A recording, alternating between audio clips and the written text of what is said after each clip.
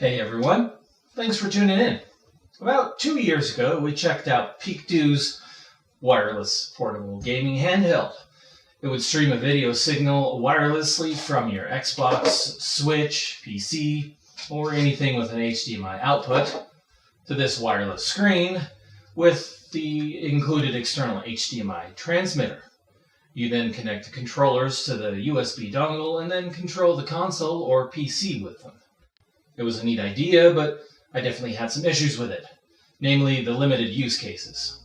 Since the wireless reception was finicky, that and the wireless controller range forced you to more or less play in the same room as the device actually providing the content.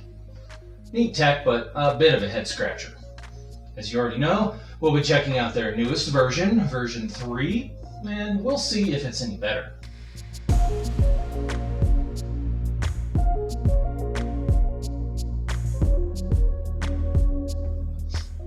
Well, it turns out yes and no. I'll explain. They only sent me the screen, which came in this box. It's about 7 inches in diameter and is 1080p. It has a built-in 7,000 mAh battery.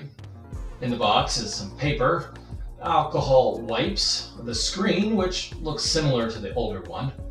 The bottom and the top are mostly the same, with one labeled differently.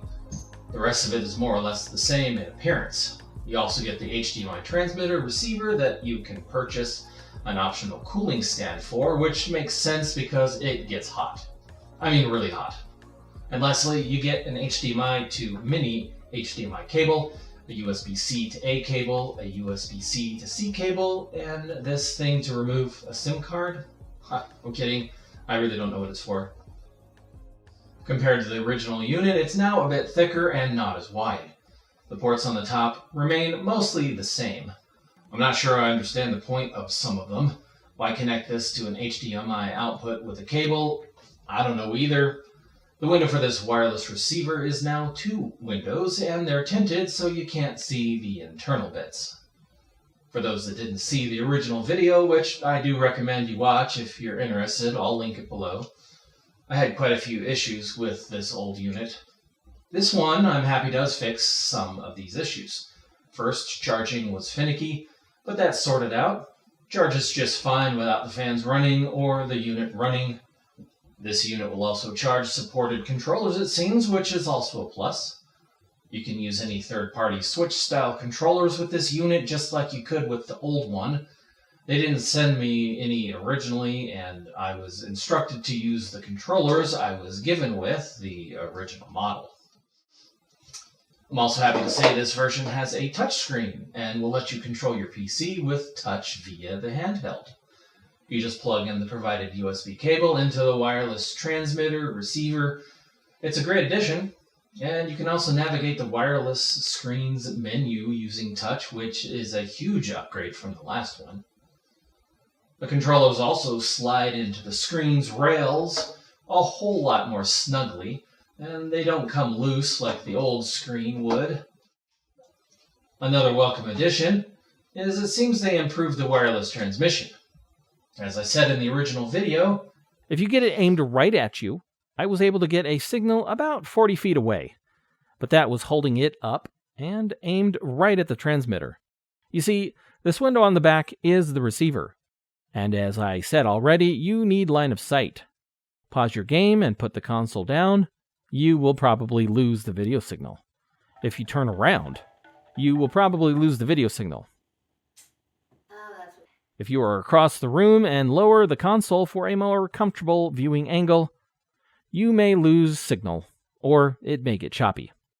If you step into the next room, you will lose the video signal. Don't think you can walk out of your office and sit on the sofa in the next room and stream this. It won't work. It's still easy to lose signal, but it's better than the old one. Now it appears you can play a little farther away, but not by too much. Maybe the next room at most, which is better, but still not great. The screen on the original model was excellent, and the screen here is also great. They use millimeter wave tech or 60 gigahertz tech, which, as I said in the original video, there's always some inherent lag introduced when streaming this way, It takes time to send your inputs from the controller to your device, through your wireless network, into the router, through the internet to the game servers, have the servers process it, render an appropriate frame, and then send that back the way it came. It's amazing it works as well as it does, actually. This console aims to fix all that lag by using 60 GHz, or as they call it, millimeter wave wireless, to provide lag-free gaming. The downside is, with such a high frequency, it doesn't travel as far as lower frequencies, and will not go through walls or large objects. The advantage is it will transfer data incredibly fast. With this, you can get a very good quality stream with nearly no lag. I say nearly because there is some lag, but it's so small you'd never notice it. So it's great for streaming with nearly no lag, and this one is the same. Now on to some negatives, and they are big ones. The range on the controllers with the original were pretty terrible. I couldn't get them to work farther than 10 feet away. It almost would always limit you to the same room as the console you were streaming from. Since they didn't provide any updated controllers, the range would be the same, and that makes it a really hard sell. As I said in the original video, even if you do aim it just right and get a good signal where you want it, the controllers won't reach that far. During my testing, I found they started to have issues about 10 feet away. I was using their USB dongle to connect to my laptop. At about 13 feet away, they were pretty much unusable. The controller range is a definite limitation in a setup that is already plagued by limitations. But it gets worse. The original setup would have you pair the controllers with this USB dongle, and it was somewhat easy to do, and it worked. The range sucked, as I mentioned, but they worked. With this new screen, the screen is what pairs to the console or PC, and it is recognized as a controller. Then you connect the controllers to the screen. First of all, it's not a very intuitive solution. I had to reach out for help to get it to work. More importantly, I couldn't get the controllers to work with my PC through the screen. I set them up correctly and Windows recognized them, and in the settings everything seemed to be fine, but I couldn't play anything with them. There was also some sort of phantom input or some wonky calibration making the game unplayable. Nothing I could do would fix it, including calibration. PeakDo did send me new controllers or another set, but that didn't change anything, so I don't think the controllers are really the issue. It's not the PC because I've played on it and other controllers just fine, and the old controllers connected to the USB dongle and also worked fine. Any Switch-style controllers connected through the wireless console screen wouldn't work.